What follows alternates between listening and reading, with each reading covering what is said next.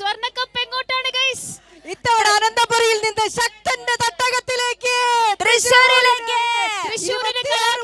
ശേഷം നൂറ്റാണ്ടിന് ശേഷം തൃശ്ശൂരിലേക്ക്, ശക്തന്റെ തട്ടകത്തിലേക്ക് 17 സ്വർണ്ണക്കപ്പ്.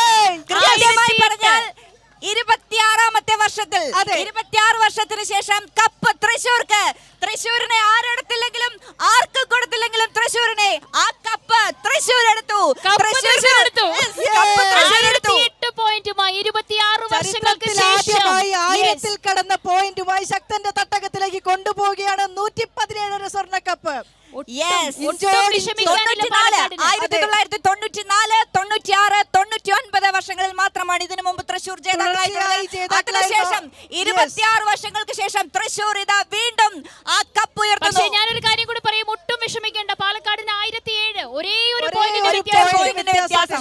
117 പവന്റെ സ്വർണ്ണക്കപ്പ് ഇക്കുറി തൃശ്ശൂരേക്ക് പോകുമെന്നത് എല്ലാ ആകാംക്ഷയും ബാക്കി വെച്ച് മാറ്റിവെച്ച് തീരുമാനമായി കഴിഞ്ഞിരിക്കുന്നു.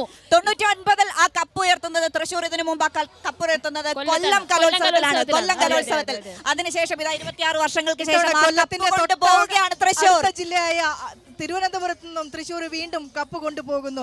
ഒട്ടും ഭയപ്പെടാനില്ല. കാരണം ഓരോ ജില്ലയ്ക്കും അത്രയേറെ വാശിയേറിയ മത്സരങ്ങളാണ് കാഴ്ചവെച്ചത്. ഇടയ്ക്കിടയ്ക്കായിരുന്നു തൃശ്ശൂരിന്റെ ഒരു സർജറിക്കൽ സ്ട്രൈക്ക് ഈ പോയിന്റ് ടേബിളിലേക്ക്. കണ്ണൂർ ആധിപത്യം പുലർത്തുന്നു, പിന്നീട് പാലക്കാട് വരുന്നു, കോഴിക്കോട് വിട്ടുകൊടുക്കില്ല എന്ന് പറഞ്ഞ് കോഴിക്കോട് ആധിപത്യം പുലർത്തുന്നു. ഈ 3 ജില്ലകളെയും പിന്തള്ളിക്കൊണ്ട് തൃശ്ശൂർ അടിച്ചു കയറി വാ.